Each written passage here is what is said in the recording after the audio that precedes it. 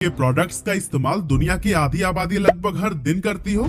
चाहे आप सुबह उठते ही क्लोजअप से ब्रश करें, नहाते समय लाइफ बॉय या लक्स का इस्तेमाल करें, बालों में सनसिल्क या क्लिनिक प्लस लगाएं, या फिर कपड़े धोने के लिए सर्फ, व्हील या रिन का यूज करें। और अगर नहाकर निकल गए हो तो फिर पॉन्ड्स लगाइए या फिर ग्लो एंड लवली। प्रोडक्ट एक ही कंपनी का बिकने वाला है, नाम है हिंदुस्तान यूनिलीवर लिमिटेड। और सिर्फ आप ही नहीं बल्कि आप जैसे 3.5 अरब लोग हर रोज यूनिलीवर का कोई ना कोई प्रोडक्ट इस्तेमाल करते हैं, क्योंकि ये कंपनी आज दुनिया के 190 से भी ज्यादा देशों में ऑपरेट करती है, या फिर हम कह सकते हैं कि पूरी दुनिया में ही, क्योंकि टोटल देश 195 है। पर सवाल ये उठता है कि साबुन बेचने से शुरू हुई एक मामूली सी कंपनी आखिर इतनी बड़ी कैसे हो गई कि आज पूरी दुनिया पर राज कर रही है।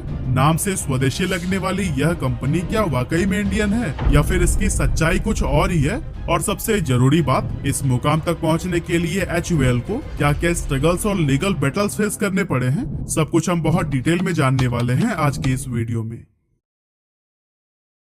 तो दोस्तों, हिंदुस्तान यूनिलीवर लिमिटेड को पूरी तरह से समझने के लिए हमें समय का पहिया घुमाकर 1885 में जाना होगा, जहां ब्रिटेन में रहने वाले दो भाई विलियम हेस्केथ लीवर और जेम्स डॉर्सी लीवर एक साथ मिलकर लीवर ब्रदर्स नाम की एक कंपनी शुरू करते हैं। ये कंपनी सनलाइट नाम से साबुन बनाती थी, जो कि इंग्लैंड के साथ साथ इसके आसपास के देशों में भी काफी पॉपुलर था। असल में ये साबुन एक क्लीनिंग प्रोडक्ट होने के साथ साथ समाज में हाइजीन और हेल्थ का भी मैसेज देता था, जो कि लोगों को खूब पसंद आता। इसके बाद 1888 में कोलकाता के पोर्ट पर सनलाइट साबुन से भरे बक्से उतारे जाते हैं और यहीं से लीवर ब्रदर्स की इंडिया में एंट्री होती है। अभी कुछ ही समय बीता था कि ये साबुन भारतीय लोगों के बीच में भी खूब पॉपुलर हो जाता है, और इसी कामयाबी को देखते हुए 1885 में लीवर ब्रदर्स यहाँ अपने दूसरे प्रोडक्ट लाइफ बॉय को भी लॉन्च कर देते हैं। और दोस्तों, इन दोनों ही प्रोडक्ट्स के लिए कंपनी को लोगों से बहुत ही अच्छा फीडबैक मिलता है, और इस कामयाबी को देखते हुए ही लीवर ब्रदर्स अपने इस बिजनेस को एक्सपेंड करने में लग जाते हैं। लेकिन इनके सामने सबसे बड़ी प्रॉब्लम आती है रॉ मटेरियल्स, खासकर पाम ऑयल की, जिसका इस्तेमाल साबुन बनाने के लिए किया जाता था। चलिए फिलहाल अब हम आते हैं नीदरलैंड्स में, जहां इसी टाइम पर दो बिजनेसमैन जर्गेस और वॉन डेन बर्ग मार्जरीन का बिजनेस कर रहे होते हैं। बेसिकली मार्जरीन एक प्लांट बेस्ड फैट होता है, जिसे हमारे देश में डालडा के नाम से जाना जाता है। उस टाइम पर मार्जरीन के बिजनेस में बहुत ज्यादा कंपटीशन हुआ करता था। यही वजह थी कि जुर्गेंस और वॉन डेन बर्ग 1927 में अपनी अपनी कंपनियों को एक साथ मर्ज कर देते हैं, और फिर जो नई कंपनी बनाई जाती है उसका नाम रखा जाता है मार्जरीन यूनि।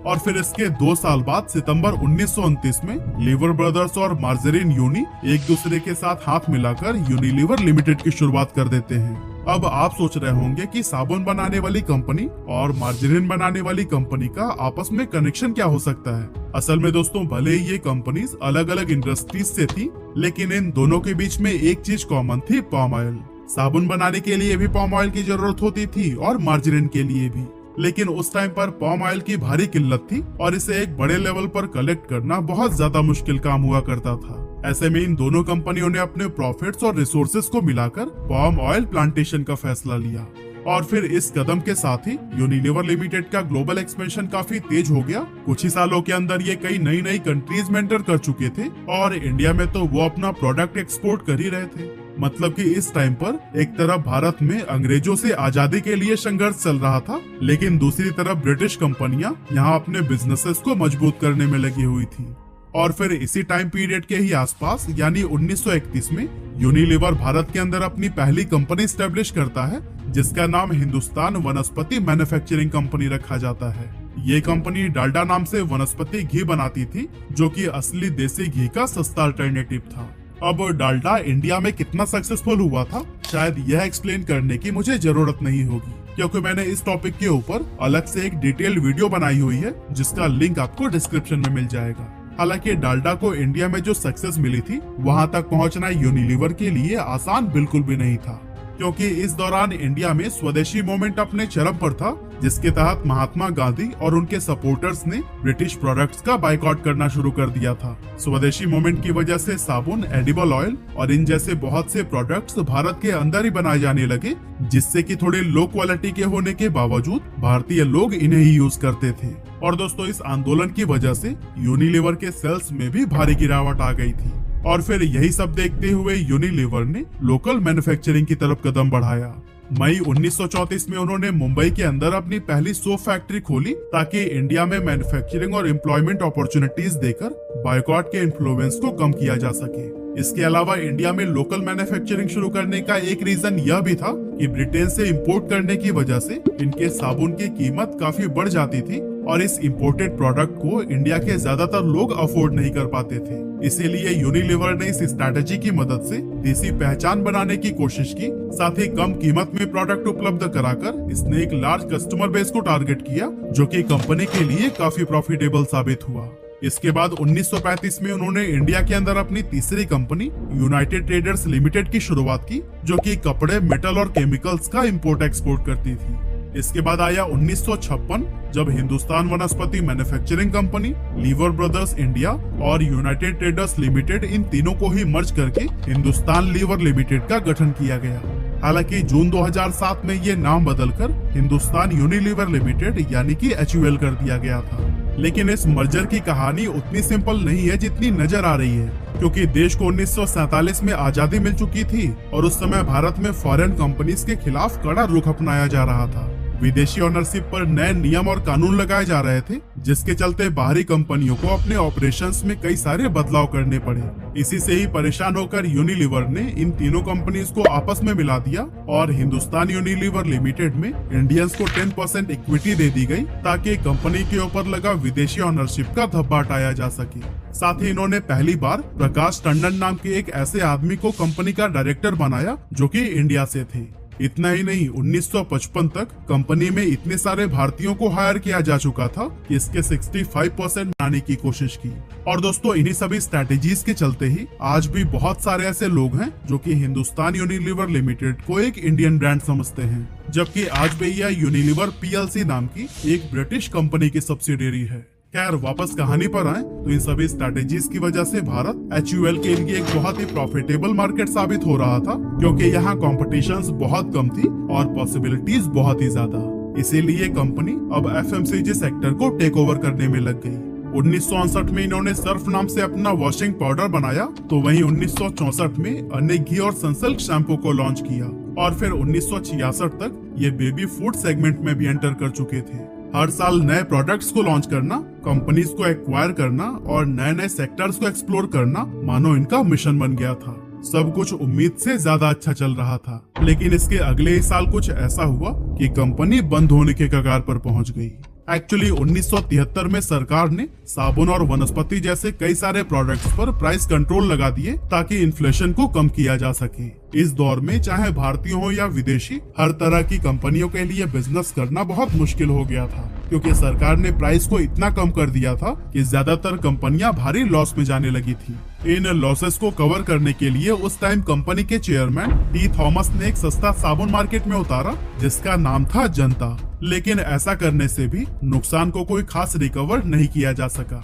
लकीली कुछ समय बाद इंडियन गवर्नमेंट ने इस प्राइस कंट्रोल को खुद ही हटा दिया, जो कि HUL के लिए एक बहुत बड़ी राहत साबित हुई, क्योंकि टी थॉमस का कहना था कि अगर ये प्राइस कंट्रोल कुछ और समय तक चलता तो HUL को भारत से एग्जिट लेना पड़ सकता था।